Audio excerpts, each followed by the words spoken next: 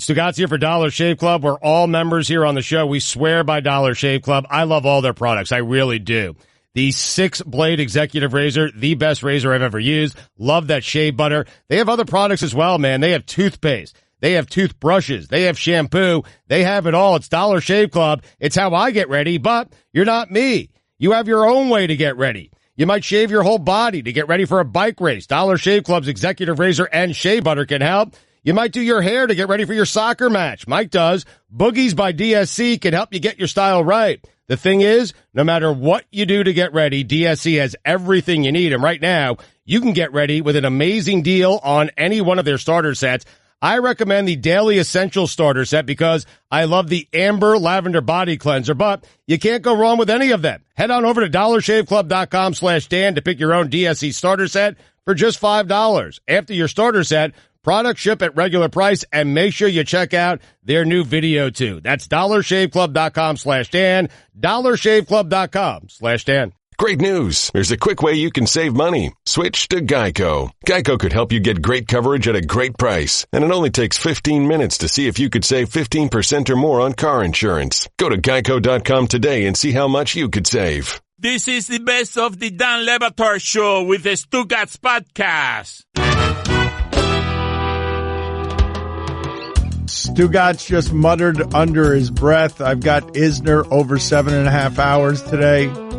I do. Me and Mike. I mean, the U.S. Open is going on right now, and Isner plays today. Now, he plays after the show is over, but Mike and I have taken over 7.5 hours total time of the match because Isner will play all day. He will play tennis all day, and he'll play, multiple days if that's what it takes. So we have Isner over 7.5 hours. But I thought that bet was only because of Wimbledon and tiebreakers and stuff. The U.S. Open doesn't play by the same rules where Isner could have a 7.5 hour match? No, but what happens is no one can break Isner's serve, and he can't break anyone's serve. So we're thinking 5-setter. Everyone's going to go 7-6 deep into the tiebreak as well. Okay, all right? Very good. Yeah. Stugotz also, his analysis of this football weekend is he believes that we have the epic, apocalyptic matchup between, and this is loser leave town. This is going to decide this particular subject, most overrated coach in college football. It's Brian Kelly against Jim Harbaugh. Yes.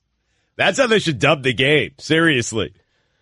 Who is less overrated? Brian Kelly or Jim Harbaugh, because that's what this game is all about. These are the two most overrated coaches in America. You have Notre Dame and Michigan, opening night, 7:30 Eastern, prime time, to find out which coach is less overrated. I need to joke these two coaches. Roy, what are you laughing about, Roy? Why? That he hit the microphone with his face because he's so angry and he loves calling people underrated and overrated? The rubber band that's holding his microphone popped.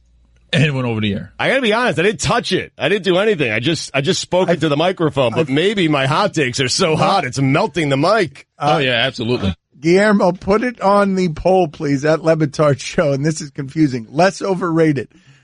Jim Harbaugh, because this is confusing now. Now I'm all tangled up because he's sitting here using phrases like less overrated.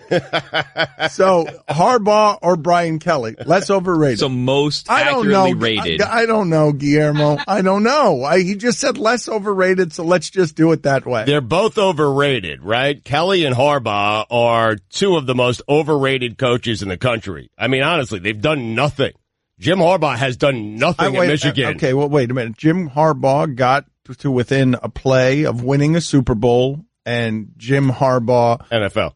Yes, that's NFL. Mm-hmm. Agreed. And Brian Kelly, had, an undefeated season that ended in an Orange Bowl when Manti Te'o was, decimated by Alabama because Alabama decimates everybody. Right, and since then...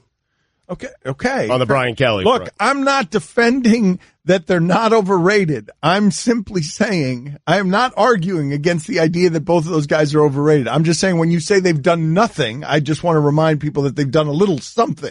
Okay. That's fair. I mean, Jim Harbaugh, listen, they signed him 4 years ago at the University of Michigan expecting big things. What have they gotten? They haven't beaten Ohio State yet. They're 28-11 overall, and the biggest bowl game they played in is the Orange Bowl, which they lost. They played Citrus Bowl, an Orange Bowl, an Outback Bowl. Give me a break. 3 seasons. You expected a national championship by this time. You did. If you're Michigan, you did. Getting that coach out of the NFL, you expected within 3 years to be competing and winning national championships. They're not even close. The Orange Bowl is a pretty big bowl, no? They were 10-3, 7-2 in the conference. They lost to Ohio State again. They went to the Orange Bowl. Jim Harbaugh would be a lot better off if his career at Michigan had gone sort of in reverse. He started too well, and it's been no progress since. Right. Kind of like Brian Kelly at Notre Dame. And so if he just had the same results the other way, where you could see a program building, but what you're watching there, I mean, Stugotz, for how long have we been talking about this? Like, at this point, think about what I'm about to say here. Alabama, Nick Saban, he refuses to talk about his quarterback battle. And I'm dead serious about this. Alabama would be in the Final Four with their third-string quarterback. That's how little their quarterback battle matters. Like, Ohio State won the championship with their third-string quarterback, and Alabama's better in every way than anything that Urban Meyer has built at Ohio State. And we're sitting here talking about these other teams and how close they are. Michigan, you're talking about national championship. Like, are you crazy? That Jim Harbaugh was supposed to come in and turn it into a national champion in 3 years in a college football ruled by Alabama in every way, where they've got the better players than you.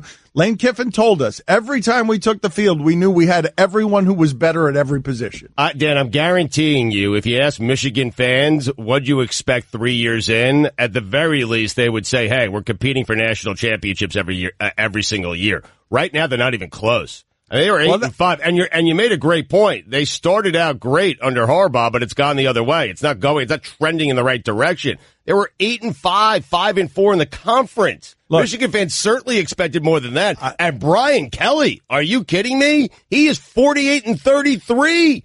48-33 is the head coach at Notre Dame. I know he had the one good season where they lost in the national championship game, but since then it's been a complete disaster. As we sit here and we hold these two coaches up like they're two of the greatest coaches in America, and they're not. They are not. Well, sorry. I think some of the shine is coming off of some of them, as revealed to us. Very, it was funny to hear Spartan Live come after Harbaugh, because there are some tarnishes on that blue and gold. And Coach Crowley Sullivan, Spartans Wire. He came into Ann Arbor with perhaps the most hype of any coach in the history of the Big Ten, maybe in all of college football. A few years later, you've got a third place, and fourth place finish, and you're 1-5 against Michigan State and Ohio State. What do you have to do this year to demonstrate to the Michigan community that you are on the path to achieving what they hired you to achieve? Well, the improvement will lead to success. The question is all that we care about. And by the way, Kelly, that national championship year, they went to that bowl game, national championship game, vacated. All of it. Doesn't count. Mike Golick Jr. was on that team. So in my personal record book, he's never played in a national championship game. Vacated. They were 0-0 that year. And 0-4 the year after that, because all his wins were vacated the next year. Hey, guy's a joke. Are you done? Like, I mean, you've been trampling everyone. Football season's here. You're trampling me. You're trampling sound. You're not listening to anybody. You're just roaring ahead because finally you get to do this coach is overrated. I'm done. Sorry. Just a wild rodeo bull that can't be contained. Mike, what's wrong? Stugotz jumping over sound when it was such an obvious transition to a sound bite. But he can't help himself when it becomes overrated, underrated talk, and he can just go after a coach. Honest to God, it might be the single most boring thing about Stugotz. when he decides, okay, here we go, easy target, let me run at a coach and just call him overrated, and everyone will agree with him. Everyone, like, of course. But what did you expect when Jim Harbaugh got there? Like, why do you guys think that this guy would be appreciably smarter than everyone else? Charlie Weiss, you remember when he did that? I've got a significant strategic advantage because I'm coming from next to Belichick. And they gave him 40-year contract. Notre Dame might still be paying Charlie Weiss. What is it with getting a hot start at Notre Dame? Willingham, Weiss, Kelly, they surprise people early, and then they want to lock them in for 22 years, as if that program has not done any winning in their entire history. It's just great. And it always ends the same way. It's just, when are you guys going to stop? Because Las Vegas is doing it with Gruden. When are you guys going to stop with this coach comes in here and fixes everything? This is a new one for Dan. He's still calling the the LA Chargers the San Diego Chargers, and he's about 2 years ahead on the Las Vegas Raiders. Weird. What do you mean it's weird? Why can't I call them Las Vegas Raiders already? Because they won't be there for 2 years. Who cares? They just started building the stadium. Let's start doing it now. Why would we wait? Why would we wait until... We're fine doing it now. The strange part about it is you can't get the Charger thing right. Get that right, and we'll go into it in Las Vegas. Wait a minute. I didn't say anything about the Chargers, that segment. Nothing. I didn't bring up the Chargers. I know, but I think you're still going to call them the San Diego Chargers 10 years from now. I might do that. So it's super bizarre that you've gotten now 2 years in front of this Las Vegas move. Did the Brooklyn Dodgers win last night? ESPN Radio is presented by Progressive's Home Insurance. Get your quote at Progressive.com today. Baseball season rolls along. Tune in tomorrow night as Bryce Harper, speaking of overrated, and the Nationals, they visit the Phillies, presented by Vivid Seats. Phillies underrated. Coverage begins at 6:30 Eastern on ESPN Radio, ESPNRadio.com, and the ESPN app. Here's your SportsCenter update. Jerry Jones said he believes the addition of 2 regular season games, making the NFL season 18 games, and the subtraction of 2 preseason games would be safer for the players. Really? Stugotz, we have breaking news. What happened? The Packers have traded their quarterback. Who? Brett Hundley to the Seahawks. 2019 draft pick. Huh? Dan Le Batard. AB, yeah, I see y'all, cuz. Big dog, I got pups bigger than Air Bud. Are you aware, Bud, why I'm not at practice? I'm going to need 17 because 26 is a savage. Stugotz. They say the franchise should be enough. Pockets of Professor Clump. Let me get back to my day. I can't keep showing Buddy love. This is the Dan Le Batard Show with the Stugotz on ESPN Radio. ESPN Radio is presented by Progressive Insurance. Guests on the Dan Le Batard Show appear via the Shell Pennzoil Performance line. Get triple action protection for optimal engine performance with Shell V-Power Nitro Plus Premium Gasoline. Here's your SportsCenter update. Jerry Jones said he believes the addition of 2 regular season games, making the NFL season 18 games, and the subtraction of 2 preseason games would be safer for the players. Safer for the players. Good for his wallet. Dodgers closer, Kenley Jansen. I got to be careful here. What did I just do there?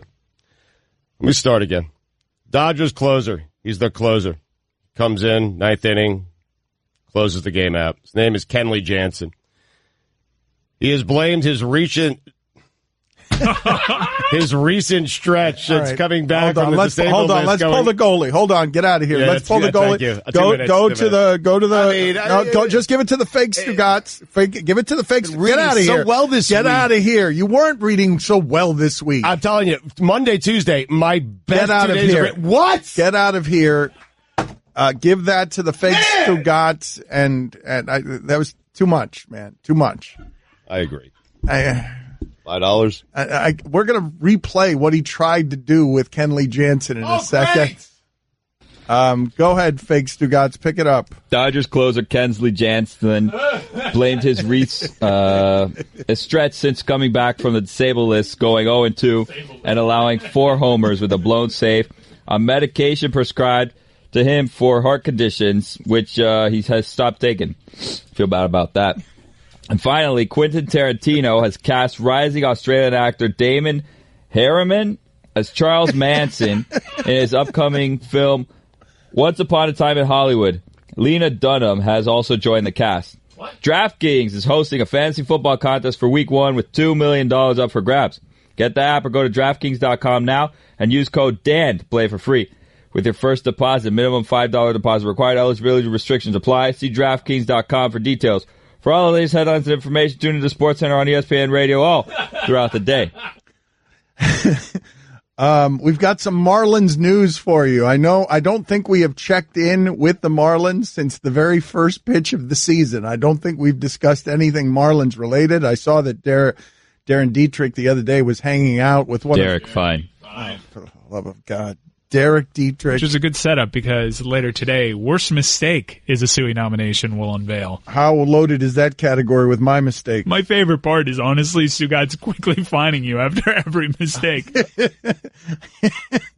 But what happened? Why was Derek Dietrich so happy to meet one of those cast members from the worst show in the history of television?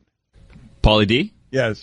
I don't know why he was. How would I know that? I don't know. Because you're a giant Marlins fan and you follow all these things. And the only way I learned it is because you're retweeting the idea that Derek Dietrich is meeting, this. Yeah. This. Did you like the nickname I gave the two of them together?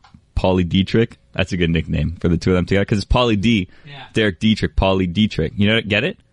We haven't. I'll just go to the penalty box. $2. Get out of here. Go sit with Stugotz. Go sit on his lap. Would you like to relive that first pitch of the Marlins season? Yes, let's do that, please. Jose Ureña standing at the back of the mound. He reaches down. He's rubbing some dirt and rosin on his hand, and here we go. Oh, now he's writing something on the mound with his fingers next to the logo. I can't see what he's writing. All right. He's, here we go. All right. And the windup and the pitch. Oh, God, a home run on the first pitch of the game. Oh, my God. Welcome, Derek Jeter. And that concludes our Marlins coverage for the season.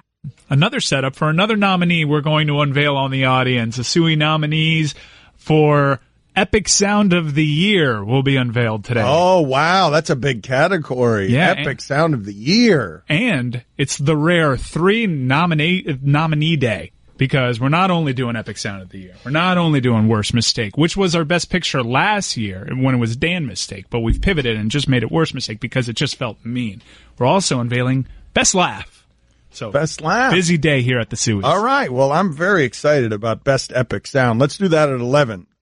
But let's get to this Marlins news. We have not covered the Marlins, but there's a Slater scoop.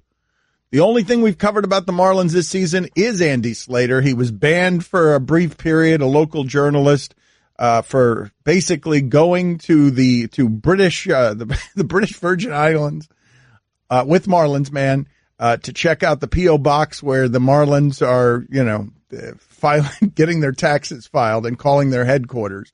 And so we haven't checked in very much, but now there is breaking Slater scoop news. Slater has been reinstated, and he's breaking news out there.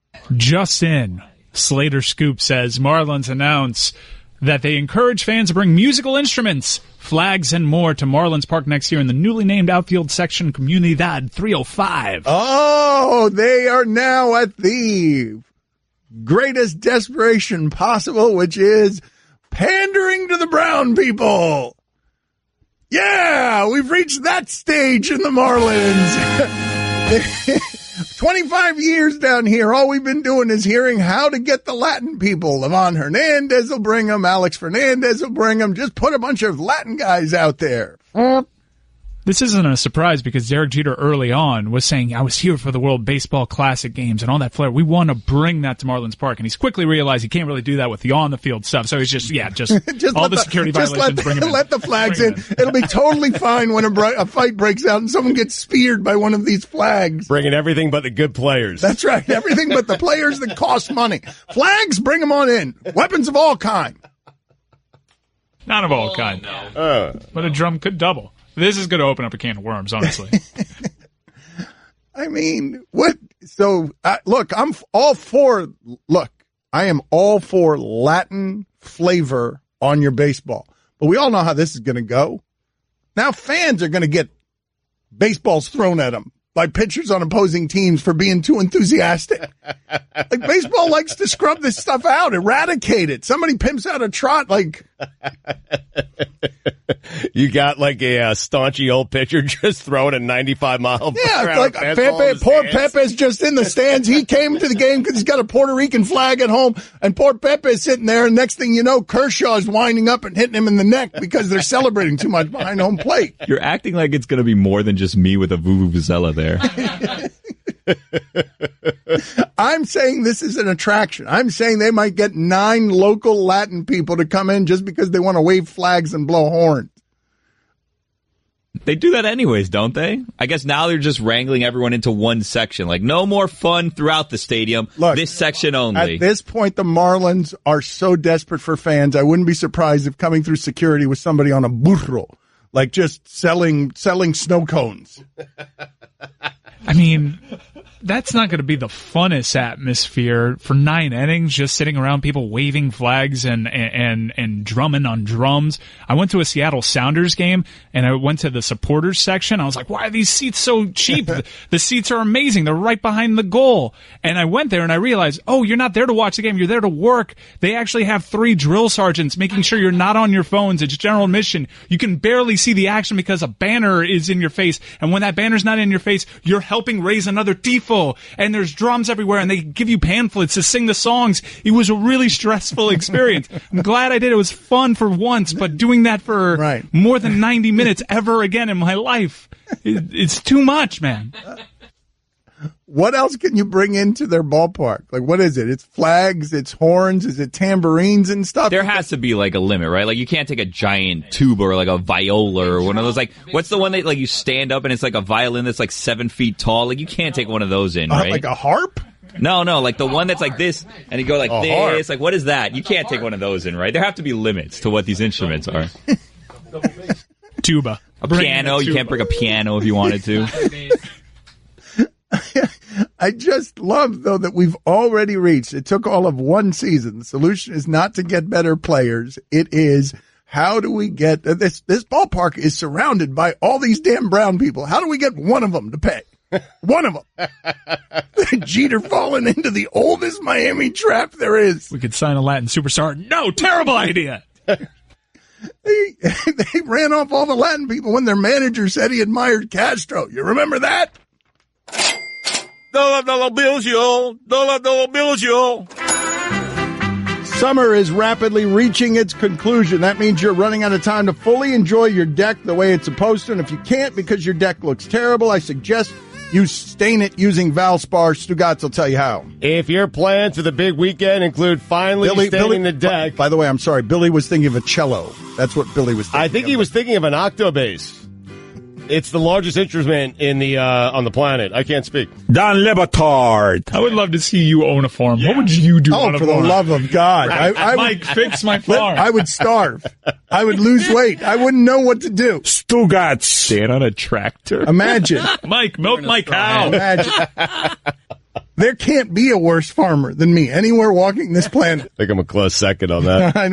I think everybody in the world would be better than me. This is the Don Batard Show with the Stugotz on ESPN Radio. For those of you who do not know, Mike Golick Sr., one of the signature voices and faces of this network for a long time, is a fraud when it comes to his name and maybe beyond his name. He is not Mike Golick. He is Mike Golich. He's been trafficking in a scrubbing of that name on these airwaves for a long time. But Mike Golich likes to text Stugotz with his arguments to things we're talking about. And not surprisingly, Mike Golich says Notre Dame is still a national program. So, Guillermo, put it on the poll, please. Is Notre Dame still a national program? That homer thought last year that Mike Golich, he made a bet with this show on the Notre Dame-Miami game, a bet that he lost in a very spectacular fashion, and the loser of that bet was supposed to rub Stugotz's glute publicly and vigorously. Yes. Now, I will tell you that he did do it privately, Mike Golick. I went up to North Carolina. I did that golf event. We played Pinehurst #2, and he gave me a little private glute massage. It's weird, I know. It sounds weird. Trey Wingo was also there. Not official, not notarized. It doesn't count. It's not official in any way. Why didn't you guys just do it there? Why didn't he just pay off his bet by videotaping it and being done with it? I don't know. But instead, he's an international welcher. I want to be clear. What he's saying is, he said Notre Dame absolutely is a national team. I responded, but Brian Kelly is overrated. He responded that I'm not saying they're a national powerhouse anymore, but any stadium they go to, they're going to sell it out. That's what he said. Any stadium they go to in any city, that stadium's going to be sold out. I mean, I don't want to do a private show. Look at me and Golick just texting each other. 2 menches, cutting it up via text. 2 Welchers. Oh. Not Menches, Welchers. Put it on the poll, Guillermo. Golick and Stugotz. Menches or Welchers? What's going on with Golich? Golich. Sounds like he's just not going to do this and get away with it. I mean, what a fraud. Like, how is the audience not rebelling against them, looking to overthrow Golick or Wingo?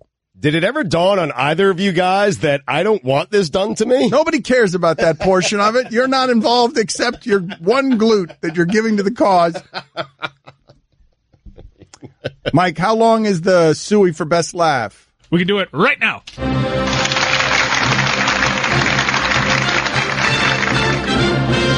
And now the Suey nominees for best laugh. Amin El Hassan. Reese Davis. Stefan Diggs. Busta Rhymes. T-Boz. The guy who snuck into the third row of the Mayweather-McGregor fight, Oliver Regis. Former Utah Jazz coach who Dan thought was dead, Frank Layden. Jalen Ramsey. UCF athletic director, Danny White. Former most interesting man in the world, Jonathan Goldsmith. Joe Thomas. John McTiernan. Johnny Knoxville. Shark Tank's Kevin O'Leary. Terry Bradshaw. Another Terry Bradshaw. Fake Howard Cosell. Stugotz. Hulk Hogan. Dominique Foxworth. C.J. McCollum. Richard Lewis. Mina Kimes. Danny Trejo. Katie Nolan. Marty Smith. Dan Le Batard. Patrick Peterson. The guy administering Dan's testicular ultrasound, Jose Alfonso. Jeff Bridges. Another Jeff Bridges. A third Jeff Bridges. The woman who released the Dolphins' assistant coach cocaine video, Kiana Najee. Loaded, man. Loaded. I'm totally disoriented. I don't have any idea what to do about what just happened to us. The woman who released the cocaine video. Catch more of the Dan Le Batard Show with the Stugotz, 10 to 1 Eastern on ESPN Radio and ESPN News. Ow. Yep, you guessed it. I'm a speed bump, so I've got one job. I slow you down. So imagine how I feel about Geico, who does way more. Like, not only could they save you money on car insurance, but they've been around for over 75 years, giving people fast and friendly claim service. Ow. Plus, they got a nifty mobile app that gives you 24/7 access. Ow. Just doing my job, buddy. Geico. Expect great savings and a whole lot more. Soon after, people were discussing the idea of gambling making its way to sports in a way that is endorsed by the sports leagues. And as the World Cup arrived, this show developed a full-blown gambling habit. All of you heard it happen on the air. And next thing you know, Mike Ryan and Stugotz are living and dying with the third set of the Houston Open. And so now, today, I believe that they have entertainment purposes only. Yeah. Entertainment purposes only. Always. I believe that they have the matchup that is the funniest two names that could go after each other one-on-one in any event throughout sports. It's Tsitsipas versus Medvedev. And Mike and Stugotz are riding it like a burro through the Miami airport. It's Medvedev, but hopefully it's Medvedev after Tsitsipas gets through with him. Exactly. I ain't trying to say either of those names. Not happening. I call him Medi. What is Tsitsipas' first name? Is Tsitsipas' first name Sid, or is it another name? No, Sid Seixeiro. This is Stefanos Tsitsipas. Oh, nice. All right, so it's Tsitsipas against Medvedev. Yeah, just go the Greek versus the Russian. Works for me. And so what do you need? What do you have? You were very worried because, as far as I can tell, your entertainment purposes are on Tsitsipas. Well, remember, when this started with tennis, it started with a Tsitsipas-Isner match. And we had Tsitsipas upset Isner, and Isner gave it to us. But the kid since then has learned from that difficult defeat at the hands of Isner. He's even beaten Novak Djokovic at the Toronto Open, which I had entertainment purposes only on. But then, an early exit because he left it all out on the court in Toronto and Cincinnati. Kind of disappointing. This, true slobber knocker. 1-0 history to the Russian. Between these, when these two match up. The kid's learning he may still be a couple of years away. Put your kids to bed. This show, riding a dolphin. That dolphin, Tsitsipas. Couple of years away from winning a major, you're saying, right? But today is his day, right? He made it to the finals in Toronto. Rafa showed him what a true champion does. He's going to get better. And it starts today with this Russian. So moving on from tennis talk that I'm sure you'll hear more about over the course of this show, Pro Football Talk made a prediction. The prediction is that the XFL will start soon advertising itself as the hard-hitting alternative to the NFL and then go to the fall as well in order to get people who want something different in the space. And Mike Freeman, who's covered football for a long time, agrees. Do you think that that's what's going to happen here as football keeps changing? Football, I really think we are headed toward some of these games being decided by referees in a way that makes people uncomfortable because they haven't figured out how to manage the safety and the violence. Right. Do you think that that's in play? Do you think that the XFL can say no more namby-pamby stuff, the real stuff? We're going to give you the real stuff with concussions. How do you think? But the NFL comes back and says we're going to give you real players, the best players in the world. I know, but they are playing football in a way that we're not used to seeing. The way that the game has evolved, not just with all of these 3-yard passes that everyone is playing safety ball all over the place, but beyond that, the way the game has evolved in terms of liabilities. Don't you think when the referees go to visit the Philadelphia Eagles, the champions, and they're explaining the new tackling rules, and when they leave the room, the players are more confused than they were when they got there? Don't you think that over the first month of the season, we're going to have some results in a league where every week matters because there are only 16 of them? We're going to have some results decided by calls where you're like, what the hell was that? What was that? That's not football as I recognize it. We're already doing that with catches. We're about to do it with legal tackles. It would be sort of surprising because I think when we first heard the rumblings of the XFL re-upping and starting back, we thought that they were going to really try to get that disenfranchised football fan that the game's too safe now, it's mamby-pamby and all of this. And then they came out with a very bland marketing scheme that they were paying way too much money for, and safety is a part of this marketing scheme. It was almost as if they were going to be the even safer league. So if Pro Football Talk and Mike Freeman are right, it would be quite the pivot from something that they, again, have spent way too much money on marketing. But I've been confused by what the XFL was doing because some of the marketing strategies didn't make sense to me. Like, why are you putting these games where you're putting them in the calendar? Why are you advertising as no, everybody's going to stand for the anthem in our league? You're going more extreme, pushing the other way, where the NFL is plenty extreme in those regards already. It almost as if we're going to be wild. We're going to be late 90s attitude era, just super liberal with everything we do. And now it's totally buttoned up. Oliver Luck is running things. They paid him how much? $20 million? He's making an insane amount of money. Isn't it $20 million? Yeah, and I'm sure that's just the base. There's opportunity for Oliver Luck to make much more with this league. But I think my favorite storyline about all the XFL stuff is how Vince McMahon had the creative juices flowing because he did this 30 for 30 with Charlie Ebersol. And that's when he got the idea. You know what? This was well received. Let's kick things back up. And Ebersol, the director of the 30 for 30, was just like, no, I'll beat you to the market. I'm going to start my own league. And we got a TV partner. Bye. $20 million guaranteed for Oliver Luck. How does his son feel about that? Well, it's a lot of money. Maybe I can get on the phone. Jack Doyle. Sorry, I put you on the spot there. You weren't really ready for that. Not really a great possession, you put me in. But hey, I threw a football the other day. That was great. Did I heard there was some more sound while I was in Africa, that there was some more Andrew Luck sound in 2018 where it can be hard to mock some things. We have found a safe space, simply mocking the voice of Andrew Luck and the way he talked. It may be a pituitary problem. If it's diagnosed as such, we will offer all our apologies. And it's been it's been a little bit since we last seen Andrew Luck on a football field, sweaty, and now he's growing a mustache.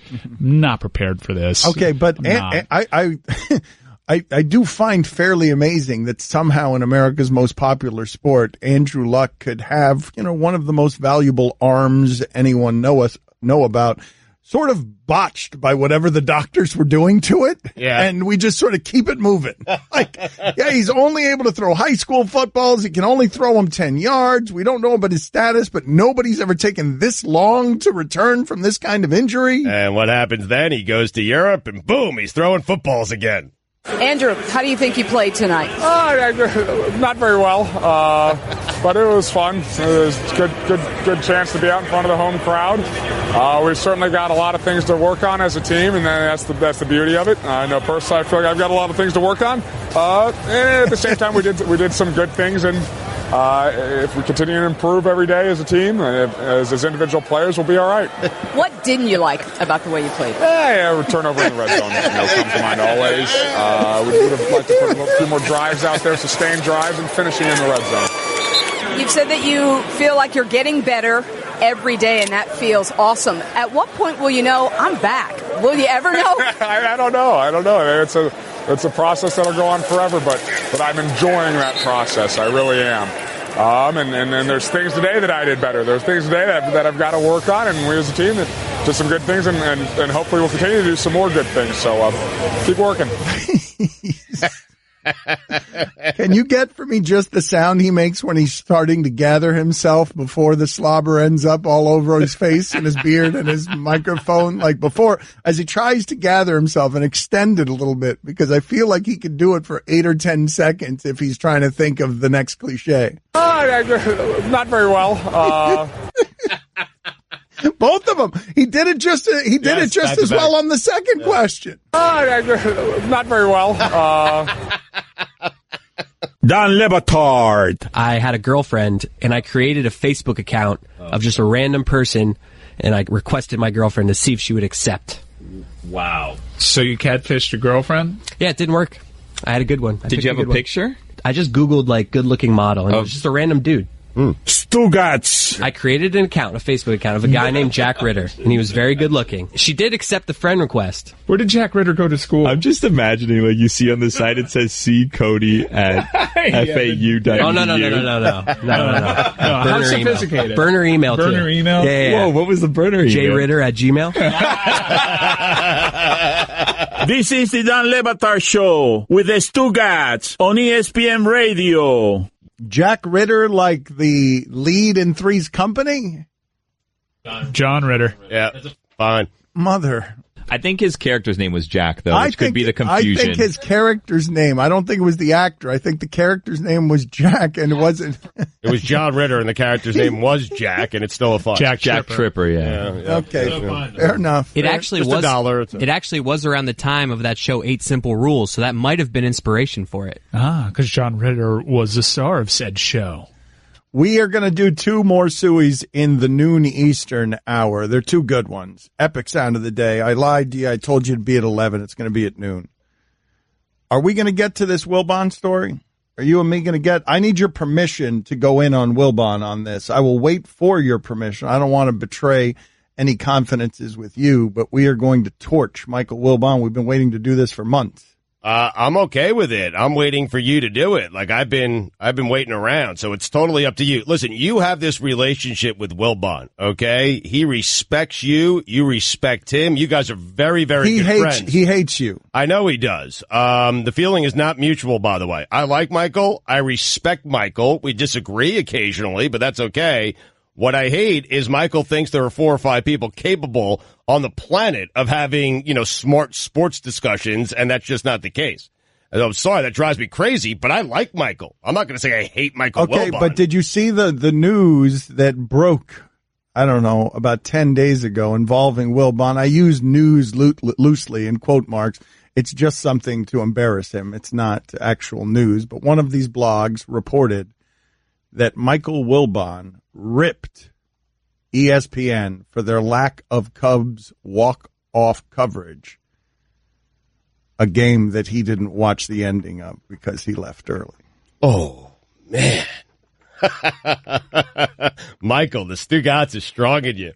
Now, this is something that was reported publicly, and so it made me think of what happened with us and Mike Wilbon. Mike, I don't know if you have that sound there anywhere. I mean, I don't want to undo one of the Suey nominees, but okay, let me dig this up. Okay, yeah, because Mike Wilbon was very condescending with Stugotz about something. I know you work hard for many, many years to earn this credibility, and certainly Michael has it, but when I say there's a little bit of Stugotz in everyone, there's a little bit of Stugotz in everyone. Now, I left the Florida-Miami game years ago at the Orange Bowl. I left early. You left at halftime. The Canes were down big. They had an epic comeback. I watched it at P.F. Chang's over a plate of chicken lettuce wraps. And what I'm telling you is I went on the next day on the radio, and I ripped Canes fans for leaving that game early because they missed a classic. I did a 4-hour show in the game. That's right. A game I didn't see because my face was stuck in, chicken lettuce wraps. And Wilbon just did the same thing. And that's all I'm saying. He is far more credible than I'll ever be, okay? But there's a little bit of Stugotz in him. All right, and there's a little bit of Stugotz in everyone. Well, hold on a second. Maybe there's a lot of Stugotz in Wilbon, though. So here, let's give you the framework on this particular evisceration from Mike Wilbon. Mike Wilbon did not like what Stugotz was suggesting. Do you remember what your suggestion was about the Warriors and playing late in the game? Yeah, Steve Kerr allowed his players essentially to coach the team against the Phoenix Suns, who aren't very good, and Michael didn't have a problem with it. And I said, what if they did in the playoffs? Something like that. And so he got upset about that, and this is how it went. Mike, he does a Game 7 against the Rockets, Western Conference Finals. You okay with it? He lets Draymond... Game 7's on February the damn 10th. I'm just saying... Don't ask me a stupid question. Michael, no. Dumb to even ask me. Michael. To compare Game 7 with today? Stop being stupid. Seriously. Mike, no, the Rockets are up 3-0, and Steve can't reach his team. They just want to get to the finish line. And he says, hey, Draymond, coach the team. This is why, if I can talk to Dan about something reasonable, instead of something this dumb, then I'll come back, then I'll stay on the show. If not, I got better stuff to do, fellas. Better stuff to do. Call me a bum. I mean, he doesn't like you very much. And I couldn't help you noticing you chuckling the entire time. I mean, I have my back. I always think that that's funny when someone unfurls. When someone calls me a bum? When someone unfurls their bona fides on you, or when someone is so dismissive. Like, that is as dismissive as anyone's ever been with anyone around here. The idea of let the adults talk at the adults table. But this is where I have to be a lieutenant in Stugotz's army. Yes. We learned... do you want to tell this story, or do you want me to tell this story? I'm perfectly fine either way. I want to tell the story correctly, though. I want to tell it accurately. We don't want to incriminate anyone in the shipping container. We just want to incriminate the entire shipping container. I think you should tell the story, and we'll spackle where needed. Okay. Okay. This is the story the way that I understand it. So. Wilbon came on and just scorched Stugotz in a way that you had just heard. And he had told one of the producers during the break, we learned this after the fact, that he had, when he was informed, okay, we're talking about this Golden State thing, the coach, the team being coached by its players, he didn't know what we were talking about because he hadn't watched the game. And so he came on the air and why is the other room so afraid right now? Why? What is happening here? What is happening here right now? This is my friend I mean, there's one of 5 people back there. Everyone's safe. Don't worry about it. Everyone is looking at me just totally terrified. Wow, you guys are terrified of Big Mike Wilbon, aren't you? There's just total terror. It was a conversation that was had off air that I am now betraying Mike Wilbon with because he buried Stugotz, and he shouldn't have. He shouldn't have buried Stugotz that way. I didn't watch the game either. That is Straight Talk. It is brought to you by Straight Talk Wireless, nationwide coverage on America's largest and most dependable 4G LTE networks. But I'm not credible. Why are you guys so scared? Guillermo, why do you look like your eyebrows were just scorched? No, I think in that clip earlier on, he told Stugotz, if you don't watch the game, you can't talk about this, which is not in the clip, Yeah. which is why what we knew made it funnier to us. Yes. Yeah. If you didn't watch the game, you can't talk about the game? Mm-hmm. And there he is, talking about the game without watching the game. Bob Ryan next. Dan Le Batard. I would absolutely take down my own school as a journalist if I find out that there was financial aid problems. Are you kidding me? I'm not hiding that story. I totally leverage that information for money. Yeah, Felony blackmail. Yep. Stugotz. He's got to be the only radio personality in America who freely admits to, I'd commit crime. He's got to be. That's the niche. You got the goods, man. All the other spots have been taken. He's like surveying the landscape on where can I plant my flag. I got this one. Right. Nobody else wants this one. Why is there no one here? Wow, this looks like such a great land. I could just claim all fraud and crime. Worked out well for me. This is the Dan Le Batard Show with the Stugotz on ESPN Radio. Bob Ryan used to be at the Boston Globe. We love talking to him. Before we get to Bob Ryan, though, what's going on in Tsitsipas Medvedev? What's going on, Mike? What do we have happening here? Tsitsipas Medvedev. It is every bit the battle that we signed up for. 3-3 in the first set. Everybody's held serve so far. Bob Ryan, we love talking to him about a variety of different things. And what's going on with the Patriots is interesting, if nothing else. I don't know what the facts are, but maybe Bob Ryan can give us some facts. It appears from where I'm standing that Tom Brady is a bit cantankerous and is winning all the battles inside the organization, Bob. Am I wrong? I would say that's an accurate reading of the situation, going back to the Garoppolo trade. And I think we can safely say, I can summarize a lot of things you might even be asking specifically in one big package, which is this. I think that we have entered into the rest of our lives, the first phase of the rest of our lives in the Brady Belichick era. That the dominance, just the whole thing is about to enter into a new phase, a less glamorous phase, a more combustible phase, and at the center of it all is a 41-year-old quarterback who is hanging around, messing up the whole dynamic. And playing very well. I mean, but the point is, if you told Belichick, just go back to the 2015, and if you told him, ask him what things would be like in 2018. Well, I got my kid. I got my Aaron Rodgers to my Favre. I got my Young to my Montana. His name is Garoppolo. Tom will be retired, off and running, wherever he's doing, and life will go on. And Tom brings confusion with this Alex Guerrero stuff, plus just his general change. He's kind of weird now, and I'm sure that Belichick isn't happy about any of this. Well, wait a minute. What do you mean weird? Because what I've seen from Tom Brady, you correct me if I'm wrong. You've covered him for a long time, and certainly you are the authority when it comes to sports in that region and to us, sports in general, really. But when Tom Brady is at this age, it appears to me, finding his voice and realizing, wait, I've had the LeBron power all along, and I've just decided to be subservient because I'm a good soldier. And now at the end, he's like, no, never mind about that. I don't have to be. I've got the hammer. You think more in those terms, Dan, than I. I understand that. I don't really think of it in those terms. I see a guy who is becoming infatuated with this whole TB12 thing. His next goal in life is to smooth the transition from the end of the playing career into where he is a brand. He's branding himself. He's willingly photographed anywhere, doing anything, which means the name is out there, and then TB12 gets attached to it. That's and this whole TB12 thing, is built around a guy, Guerrero, who has been in trouble with for fraudulent practices in the past. Is a questionable character, and person in terms of what this whole thing is all about. And Tom's just wedded to this.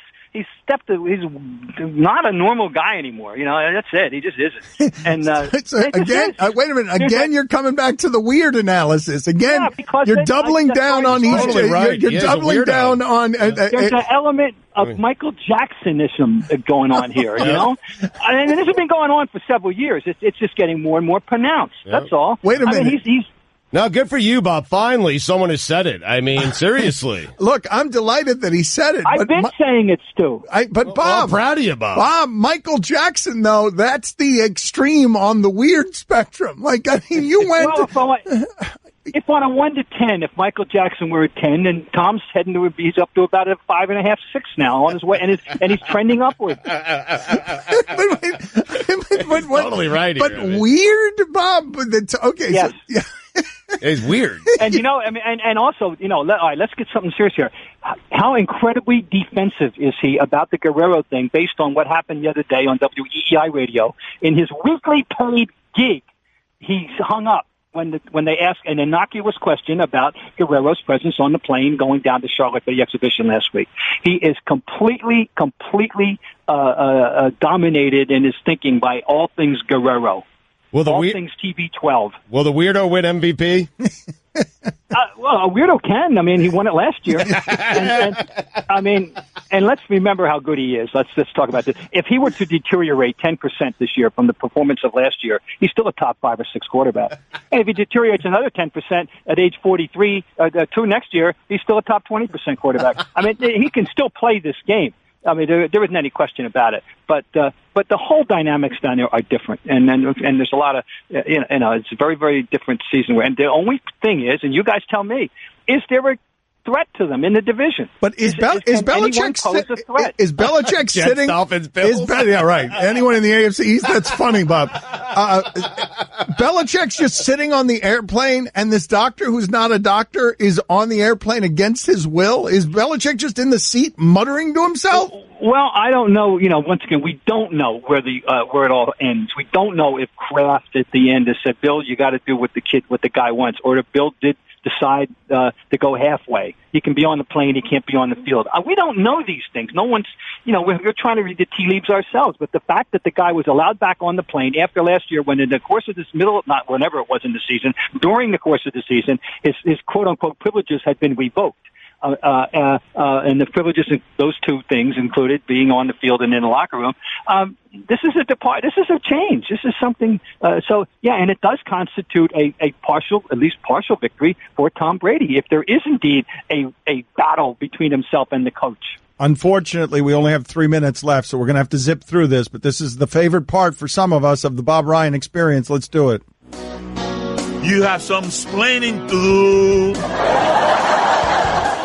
Time to explain your tweet. One of my favorite follows on Twitter at Globe Bob Ryan. Was Aretha the single greatest female talent of the rock and roll era? In other words, rocks Billy or Ella? I say yes. Yes, I think that if we go with rock and roll as, approximately 1954-ish on the top 40 era, that's what I'm talking about. The chart songs, she's the high priestess of female solo acts. The female, group acts, I'd have to say the Supremes are the gold standard of all time of the female group acts. And there were so many great ones, the Shirelles included, and of course, all the stuff that went on with Bill Spector, the Crystals and all that. No, but I think he's the rock and roll answer to Ella Fitzgerald and jazz. I would say that's my premise. Happy 79th, Yaz. Thanks for 67. It was the best summer of my life. It was, and that was part of it, the baseball experience, but it was a great summer I spent between my junior and senior year. I had a job in Boston. I didn't have to go back home to New Jersey. I had my girlfriend that I wanted to stay around, who's now soon to be my 50th year of our marriage. My girlfriend that summer, and on top of it all, we had this great Red Sox season when they rekindled the interest in baseball in Boston. Yaz was Yaz. You all know that deal. And overall, I went to 27 games. And it was just the greatest summer of my life. And yes, in terms of a summer, you think of summer. We all have summers that we think of, and for me, that's the one. All right, 2 more, Bob, and we'll get you out of here. Best non-American born, Hakeem, with apologies to Sabonis. Best Euro, Dirk. Best South American, Manu. Parentheses, special category, Oscar Schmidt. Best Aussie, Andrew Gaze. Best Chinese, duh. Yeah, well, duh, because if you don't know who the best Chinese is, you have no interest in the discussion to start with. So we don't have to mention Yao Ming's name. The one that's caused people angst, and I had fun with it, is Andrew Gaze. Obviously, there were better NBA players who have come from Australia and more accomplished players than Andrew Gaze. I just happen to be a fan of international basketball as well, and Andrew Gaze is the most celebrated Aussie for the Australians in international competition, and he did have that one championship at Seton Hall. What's Oscar Schmidt doing in there in parentheses? Special category. Oscar Schmidt, who never played in the NBA. I'm very partial to Oscar Schmidt. He never played in the NBA, but he is he's one of the most interesting characters in the history of international basketball. He's the all-time international scorer. In other words, no one has scored more points in international competition, almost 50,000 over his career, which included 5 Olympics, than Oscar Schmidt.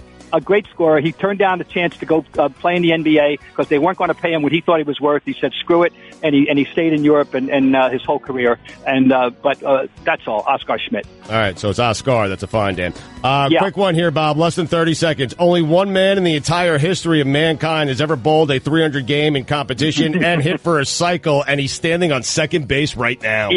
Yeah, I was tweeting that one night at Fenway when Mookie Betts got to second base, and it's well known in Boston that he is a great bowler, the best bowler in the history of baseball players. There have been some good ones, by the way. Art Mahaffey comes to mind, but he once bowled a 300 game in a PBA competition.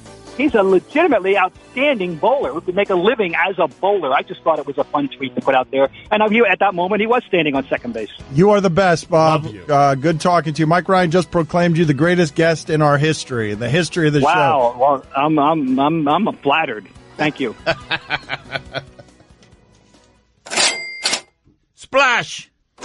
Guillermo, put it on the poll. Did you know that Mookie Betts bowled a 300 game? Bob said it like it's common knowledge. And is Bob Ryan the greatest guest in the show's history? Catch more of the Dan Le Batard Show with the Stugotz, 10 to 1 Eastern on ESPN Radio and ESPN News. This is a big awards category. It's the whole last year. It's epic sound. I'm going to spend this entire time, the next 9 minutes, beating the holy hell out of Stugotz because he's been wearing me out all show with Jets quarterback talk. So I'm going to leave for a second just to beat the holy hell out of Stugotz.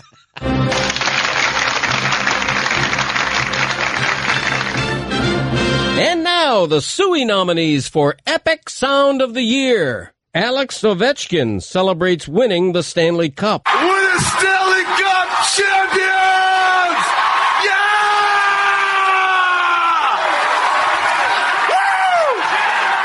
It's yours, boys and girls and babes. Let's go! Don LaGreca freaks out. You're miserable because of Darren Judge not being pinched hit for? You're a clown. Get a life, Steve. Don't bother my life. Lose the number. You're banned. You're not allowed to call anymore. I'm done with him. Done with him. I'm going away. You want to put him on the air? You want to be a clown? Be my guest. Steve is banned. Life is too short, too important to waste time on this filthy human piece of garbage. If Steve's on, I'm leaving. If I ever see him on hold, I'm walking off. Steve, you're done. Lose the number. Clown. Tired of it. Ed Orgeron excited about playing in a storm. It seems like the weather is getting worse as we speak. How does this impact the game? Hey, you just gotta love football, man. It's like playing football when you're a little kid in the backyard. Thank you. Go Tigers. Jim Carrey talking about life at New York Fashion Week, courtesy E! News. I don't believe in icons. I don't believe in personalities. I believe that peace lies beyond personality, beyond invention and disguise, beyond the red S that you wear on your chest that makes bullets bounce off. I believe that it's deeper than that.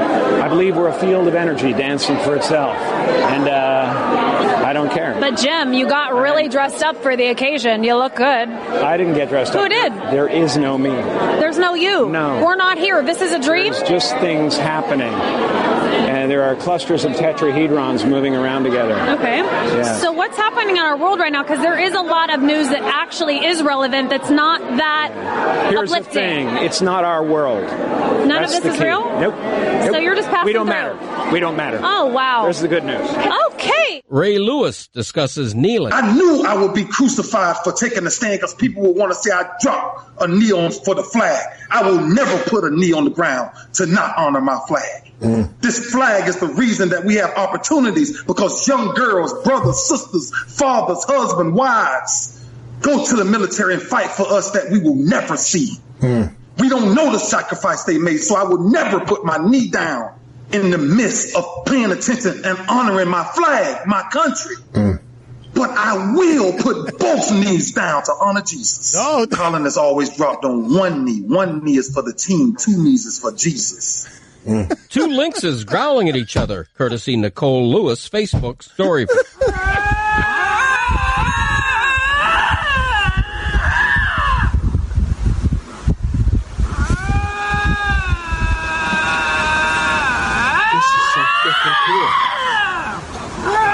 Cool. Who runs into this? I could kill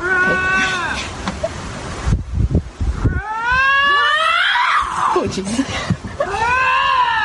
Teddy Atlas and Stephen A. Smith arguing after the Mayweather-McGregor fight. McGregor forced a gourmet chef to be a fast order cook. That's what he did. He forced a gourmet chef to be a guy. But doesn't that make it fast food? I mean, doesn't that make it fast food? That's exactly what it does. That's what I'm saying. He made him go in there. Listen, and he made him flip cheeseburgers. Listen, he made him there go we in. go. He made him do something. Hold on, Teddy. Hold on, Teddy. But his character allowed him still to walk the guy down. Wait a minute, Teddy. What I'm saying to you is this: if you go to a restaurant to get some steak, some filet mignon, and instead you get a burger. Okay, ain't it a burger? I mean, it's just a burger. That's what we saw tonight. That's all I'm saying. Dave Gettleman doesn't have time to waste. You know, people call you and they want the second pick of the draft for, a bag of donuts, a hot pretzel, and a hot dog. It's like, you get away, leave me alone. I ain't got time to screw around. Billy rips Charlie. Well, Charlie had this. Charlie, as far as I know, so just Charlie's title in my. Are you going to say anything? Andrew Luck gives us his book club selection. Hey everybody, happy June. This is Andrew Luck with the Andrew Luck Book Club, and I have my copy of A Girl Named Zippy by Haven Kimmel. I'm really, really excited. Get to read about Indiana. Rookie selection, month of June, getting into summer. Hank the Cowdog, an absolute classic. I cannot wait to get in the book again. The original adventures of Hank the Cowdog. Stugotz calls Murray. Hello. Murray! That's the name. How you doing? I'm good. I don't know who I'm talking to, but I'm good. You talking to Stu? Did you get some golf in today, Murray? Golf? Yeah, you play golf today, or? No, I don't play golf. No, you don't play golf at all? No, I stopped some years ago. Oh, really? Yeah, I had issues with my...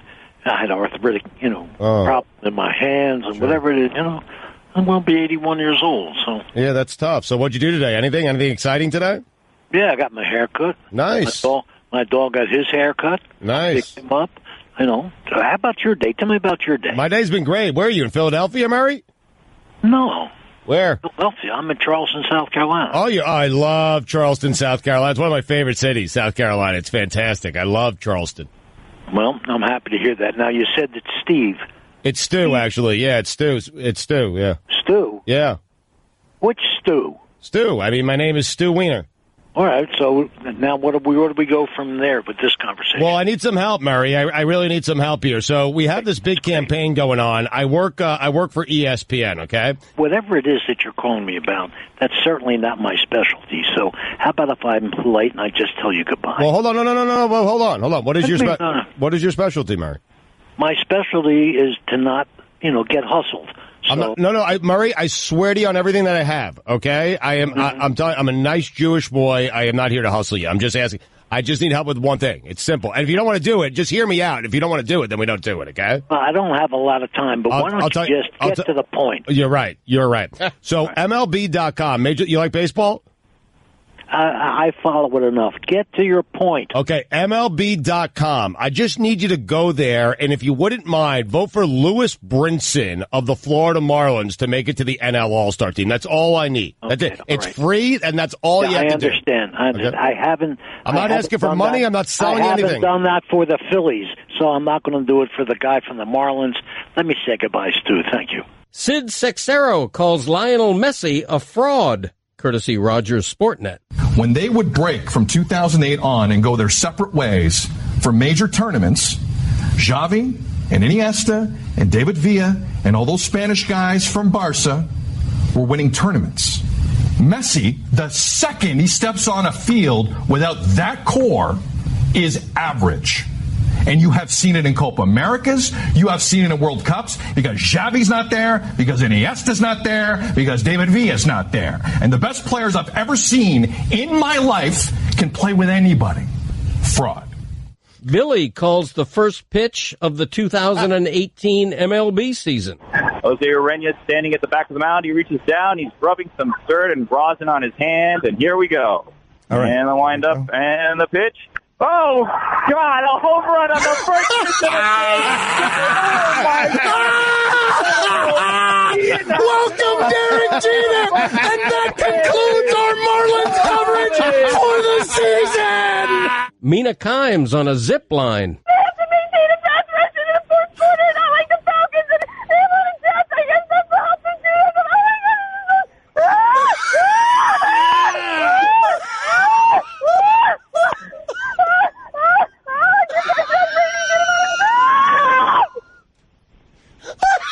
She's still with us?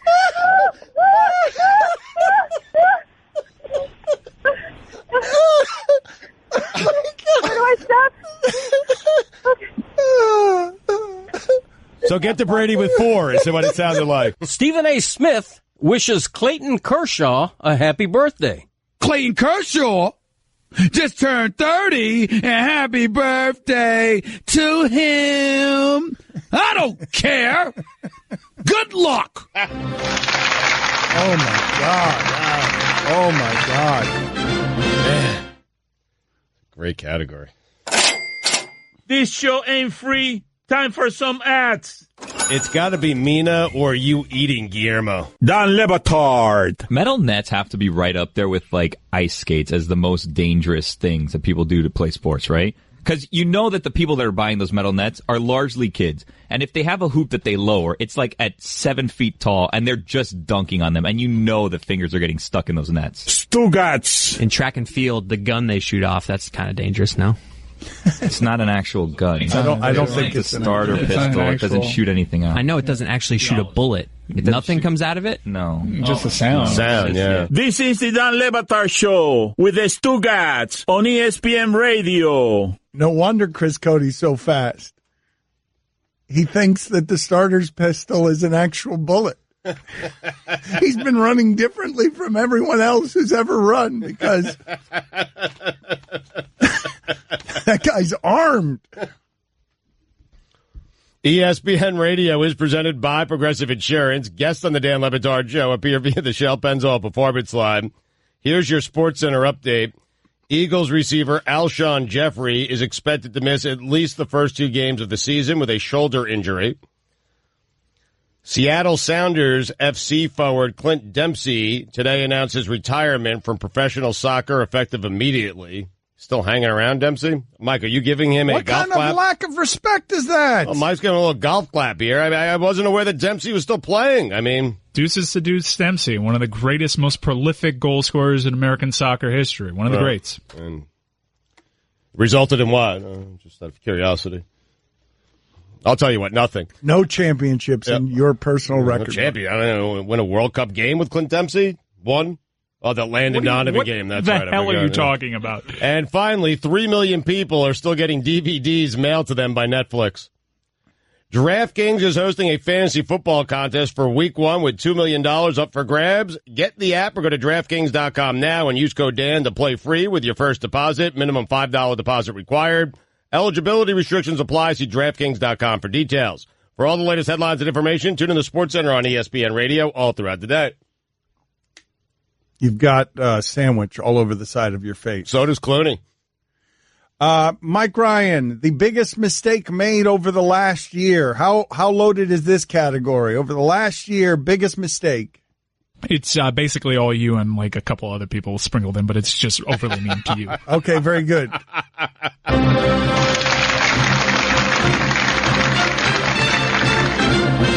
And now, the Suey nominees for worst mistake made on the show. Dan messes up the name of the Golic and Wingo show. So he was on Wingo and Golic, and I'm told this is Golic and Wingo, excuse me. Whoa. That's a fun. Wow. No, that's not a fine. Wow. What do you mean? No, what? That's not That's not the name of the show. That's not the name of the show. That is not a fine. They only had 8 million ads. $2. Fork it up. You want me to front you?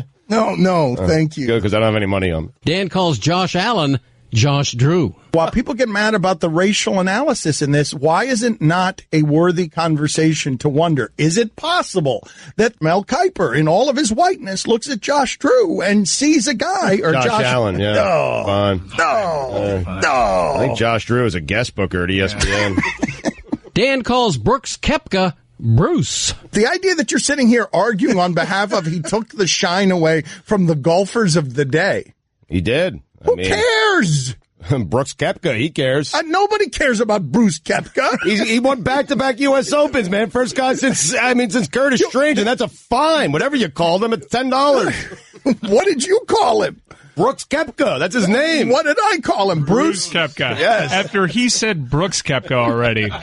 Dan calls Boomer and Carton the Carton and Daly Show. You would totally use the airlines. If the airlines right now were in a period of altruism and giving, you would use that and you would become Carton from the Carton and Daly Show, like reselling tickets. It's Boomer and Carton. Oh, bleep me. That's a fun. The Carton and Daly Show. What did I just do? Is he doing the show with Carson? Or is he doing the show with John Daly? What did I just do? merged Carson. Christ Greg almighty, Carton and man. Carson Daly. That was horrifying. Or Carson Palmer. I don't know. Dan awkwardly answers question from Jeffrey Holmes, the tour guide of the haunted house in New Orleans that Nicolas Cage used to own. There's everything from the ghost of a man wrapped in chains walking down the hallway on the 3rd floor, because that's where the attic was, where all the tortures and mutilations took place. I don't know if you've seen American Horror Story, the TV show. I've seen of it. I don't. You just really threw that in my lap there. Dan thought former Utah Jazz coach Frank Layden was dead. Who the hell's a happy coach? Is there such a thing as a happy coach? How about Frank Layden? Frank Layden was great. He's also dead and has been for many years. Frank Layden's still with us. What? Wow. That's a fine. Wait a minute. What? An egregious one. Wait a minute. What? $10, man. I mean, you just killed a man who's alive. Wait a minute. There's no death date on his Wikipedia. That can't be right. Wait a minute. So he's alive. If Wikipedia, there's no death. Wait a minute. Why can't it be Did right? I just confuse him with Rick Majerus? Because of Utah? That is what just happened. Yep. I'm so sorry, Frank Layden. Another fine. It is a fine. Dan messes up Taylor Twellman and Max Bratos names. Let's play the sound of Taylor Twellman speaking on behalf of all of America here at the result here. He's an ESPN analyst who I thought was going to roundhouse kick Matt Bratos during the middle of this. Max. Mother. That's a fine. Mother bleep. Sorry, man. Mother. Yeah, you're sorry. That's an easy one. You're sorry. What'd you call him? Sorry. I'm not. Dan calls Minka Fitzpatrick Minka Fitzgerald. The Stephen Ross report in the Boston Globe. Did you guys see that? They report that instead of Minka Fitzgerald, Stephen Ross wanted to trade down. Fitzpatrick. What did I say? Fitzgerald. Damn it. Fine. Dan mispronounces John Boehner. Times changed, and specifically they changed for Williams, who in 2011 was dumped from the Monday Night Football broadcast after he went on Fox News and called Democrats the enemy and illustrated his point by comparing the sight of President Obama playing golf with John Boehner to seeing... I believe it's Boehner. Boehner. Okay, thank you. That's a fine. An unfortunate one. Dan thinks George St. Pierre had a drinking problem. With St. Pierre, do we know where he is? Because St. Pierre was a surprise to see that he was having problems with chemicals. St. Pierre was having problems with chemicals? With drinking. With drinking? I didn't know that. Did he say that? Okay, wait a minute. This is news to you? Am I recklessly speculating that? I thought that was part of why it is that he left the sport. Am I wrong about that? As far as I know, yeah, that isn't why he left the sport. Okay. That he had a problem with drinking. I never heard that. Okay. Well, you would know that better than I then. I can't believe I just did that. You're conceding that Dana would know that? I know, but yes, I am conceding that Dana White would know if before I would. He has OCD. Okay, OCD is what I meant. There you go. The medications for OCD is what I meant. Very similar, yeah. Yes. All right, I can see how you could have messed that one up. Billy thought John Fogerty was dead. The one John Fogerty song. Do you call it Center Field or Put Me in Coach? When he died, this is the only song I knew that he did. I was sad. I was like, I'll never see him sing it live. Around the third, so good. Heading for home. How has anyone seen that Showtime Eric Clapton documentary? John Fogerty was just on the show. I don't think he died. Billy just killed him. He's alive. He's alive. That's a fine. He was just on the show 2 weeks ago. Wait a minute. He was on whose show 2 weeks ago? This show with Greg Cody. It is that. I'm telling you, this is a Hispanic song. You feel it, Guillermo? I have a direct and pointed question for you. Why did you kill John Fogerty? I mean, the internet says he's still with us, but who's the guy? Someone just recently, and it was like a big deal, and then Chris was talking about it. You never got to see him live, and I was pretty sure that was John Fogerty. Tom Petty? Oh, well, you know. I'm ready to play. Dan calls Kevin Winter Jonathan. That Jonathan Winters Sports Center flash where he says, and the owner of the Giants says he doesn't know how many fingers. It's Kevin Winters. Mother. That's a fun. Dan calls Jerry Reese Floyd Reese. So now what happens with the Giants? Does Eli Manning now start next week? Who's the interim coach? Did they fire Floyd Reese too? Did they fire the general manager too? Jerry Reese. Jerry Reese, damn it. Oh, that's a fine. Sorry, buddy. Dan thinks Adam Thielen is Case Keenum. But what I just saw on the television is Randy Moss was sitting in a chair, and it looked like he was being interviewed. And I looked up at the screen and thought to myself, I would like to be doing that interview with Randy Moss. And then what happened is the camera panned out, and I realized that it wasn't Randy Moss being interviewed. It was Randy Moss interviewing Case Keenum.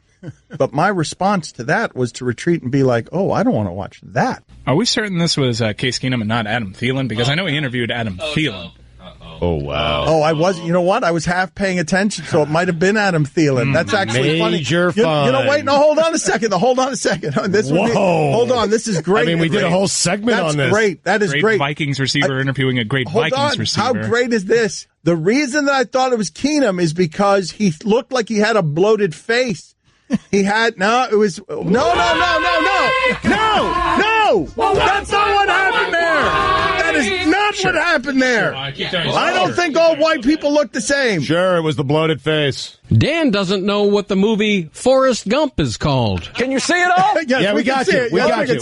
Right now, we've got you on the crouch. Yes. Here he goes out for a bomb. Number 9, M. Smith. It's thrown deep. Oh, don't run into that ladder. Oh, nice catch. I got so scared. Yes, he's still running. He went over the shoulder. He's Forrest Gump in that movie. He's left. In that movie, Forrest Gump. Dan thinks an actor is an actress. And finally, True Detective Season 3 details have been revealed. Season 3 will tell the story of a crime in the heart of the Ozarks and a mystery that deepens over decades and plays out in 3 separate time periods.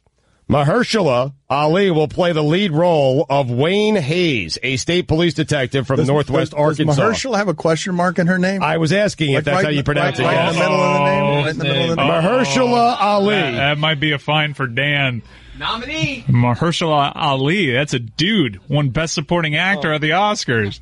Oh, wow. Was in Moonlight. Well, wait a minute. Why is that a fine? Because I made a man a woman? Yeah. No, that's not a fine. I didn't get the name wrong. We don't have anything set for that one specifically. I got the gender wrong. I get fined for getting names wrong, not genders wrong. It's definitely a Suey nominee. How is that not getting a name wrong? Because you thought it was a woman's No, name. but I said the name correctly. I said it with a question mark. Dan calls Lane Johnson Nathan Lane. Jay Ajayi is averaging 11 yards per carry behind that offensive They are line. overwhelming. Like, it's crazy. Did you see who's the guy? Who's that number 65 who plays right tackle for them? Is it Nathan Lane? Is that his name? I don't get fined for not knowing. From the birdcage? He plays football? Are you talking about Lane Johnson? Lane Johnson. That is who I was talking about. Wow. That's a fine. No, that's not a fine if I'm asking. It's not a fine if I'm asking the question, what is that guy's name? That is not a fine. Those are very different dudes. Better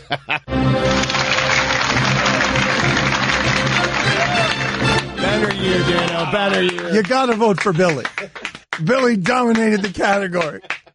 Dan Le Batard. Good work today. That was a fun show. Stugotz. It was also intergalactically stupid. This is the Dan Le Batard Show with the Stugotz on ESPN Radio. Mike, what happened? What happened to Tsitsipas? Ugh.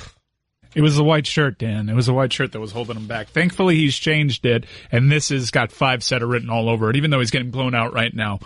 Total smoke show. Medvedev crushing Tsitsipas. Yep. You guys bet the favorite there, entertainment purposes only, right? Yep, we did. Yep. The good news is we have Isner after this, so you know what happens. 7.5 hours of Isner. Yep. 7-6, 6-7, 7-6, 6-7, 7-6. Every tiebreaker going 16-14.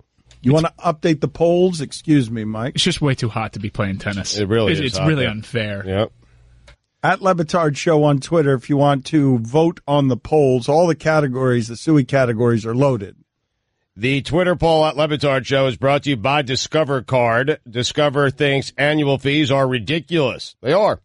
If you do too, find out more at discover.com. Again, at Le Batard Show on Twitter. Do you believe that doctors choose not to save your life if you are an organ donor? That's a great question. 54% of the audience said no. It was tight, though. Yep. Who's less overrated? Jim Harbaugh or Brian Kelly? 54% went with Jim Harbaugh. He is less overrated. Is Notre Dame still a national program? Golick's mad at you, by the way. Which one of them? Senior. It's upset. 63% of the audience said no. Well, there you go, Golick. Be upset with 63% of America and get your name right.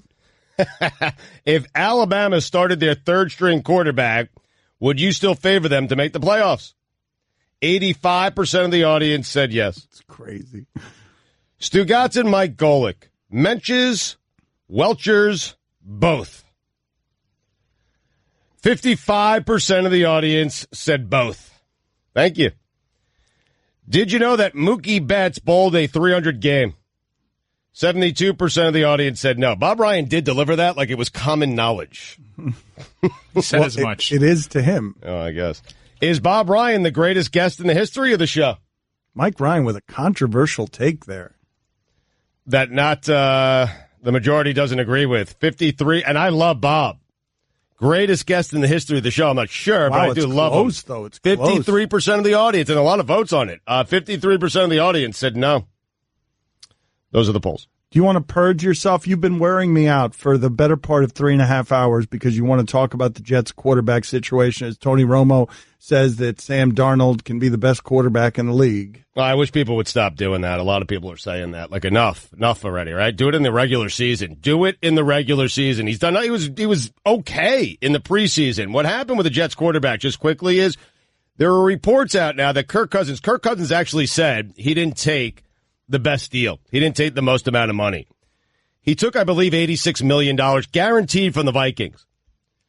The Daily News is saying the Jets offered 3 years, $30 million per season, $90 million guaranteed. And Kirk Cousins said, you know what? I want to be with the Vikings. What he did, now it's really a blessing in disguise, because he went to Minnesota, he drove around, he called his wife, he said, this place is perfect for us, and did not even visit the Jets, which upset the Jets. They thought they had a very good chance. But what happened was the domino effect.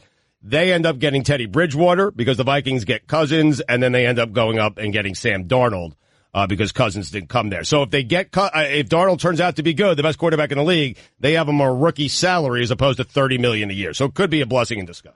Liam Neeson, are the Jets going to be any good this year? No.